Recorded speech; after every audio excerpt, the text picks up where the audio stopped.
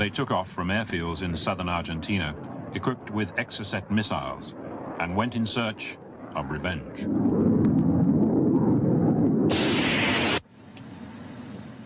HMS Sheffield was on the lookout for enemy aircraft, well forward of the main British fleet. Blind, AWOL, one pop-up target, 01010. Go flash, direct the radar.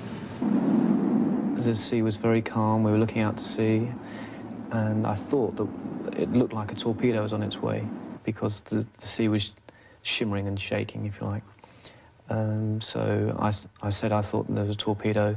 The pilot also had trained his glasses around to the same spot, and he said, no, it's an Exocet.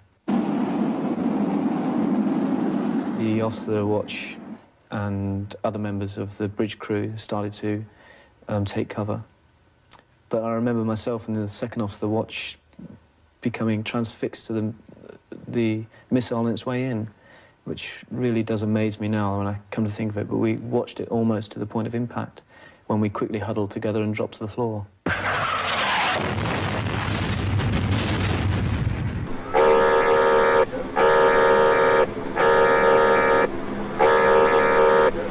On Hermes there was alarm and confusion. The attacking aircraft had been totally undetected until it struck. The ship swung away from the attack, and there was the crash of chaff charges being fired, throwing radar deflectors into the air to confuse incoming missiles.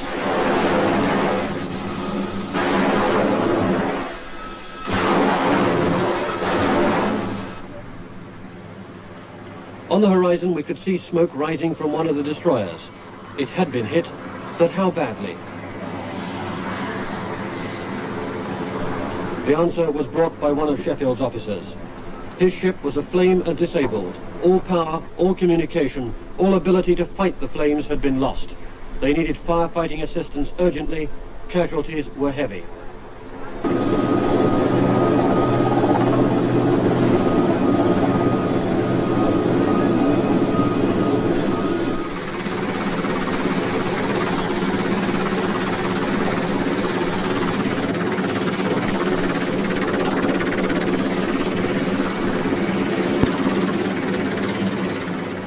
The men hadn't had time to put on protective clothing. The attack had been too swift.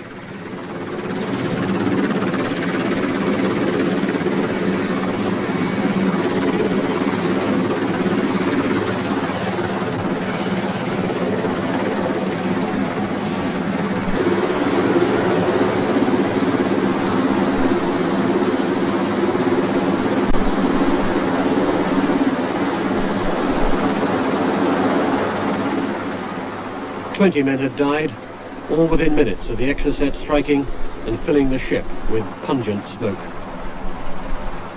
Another score were brought to the flagship for treatment. They all survived.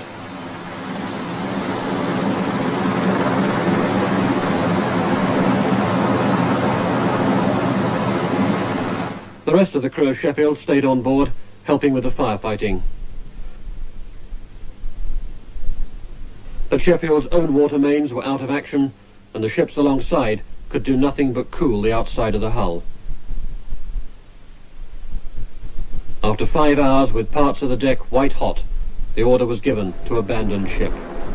Sheffield continued to float while the fire burnt itself out, shrouded by the sea mists.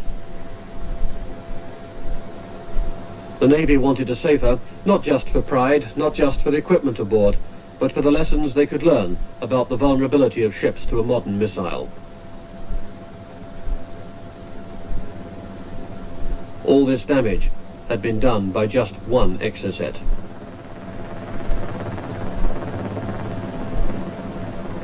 One of the officers winched down to the still steaming decks to see what could be saved.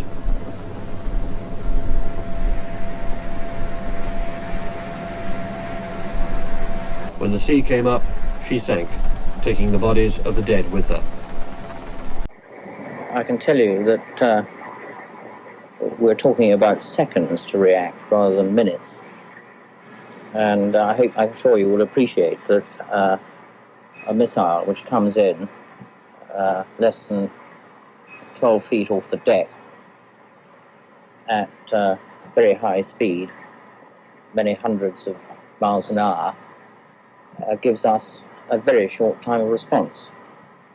And we saw it at a stage at which there was really no time to do anything other than for those who were in the immediate vicinity of the small number of people who saw this missile appearing, only had time to say take cover. And we're talking about 3 or 4 seconds later, the missile striking HMS Sheffield. How much effect did it have? Devastating. It hit the center of the ship, which is the center of all operation, both mechanical and detection and weapon system-wise, about 6 feet above the water level, damaged 2 large compartments, and when inside the ship,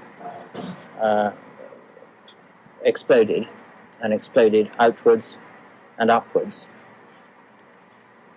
And we're actually talking about 15 to 20 seconds, I know it sounds incredible, but 15 to 20 seconds before the whole of the working area of the ship, I'm talking about 1/3 of the ship, the center portion, was filled by black, acrid,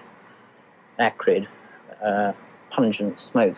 When we realized the fire was spreading, the decks were hot on the upper deck.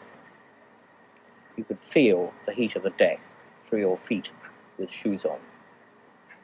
The superstructure was steaming. Paint on the ship's side was coming off. The area around the initial area where the missile penetrated the hull was glowing red. It was white hot and red hot.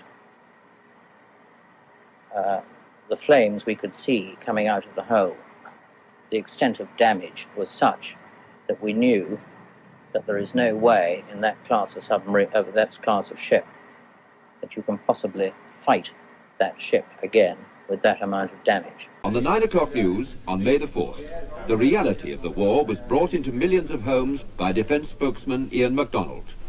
In the course of its duties within the total exclusion zone around the Falkland Islands, HMS Sheffield, a Type 42 destroyer, was attacked and hit late this afternoon by an Argentine missile. It is feared that there have been a number of casualties, but we have no details of them yet. Britain has suffered its first major losses in the Falklands conflict. The Ministry of Defence announced tonight that the destroyer Sheffield came under an Argentine missile attack. It later sank. All the crew who got out of the ship have been picked up, but the ministry spokesman says there were casualties. He didn't say how many. HMS Sheffield, one of the most modern warships in the Royal Navy, normally has a crew of nearly 300 men. As well as her loss, a Sea Harrier was shot down and its pilot killed.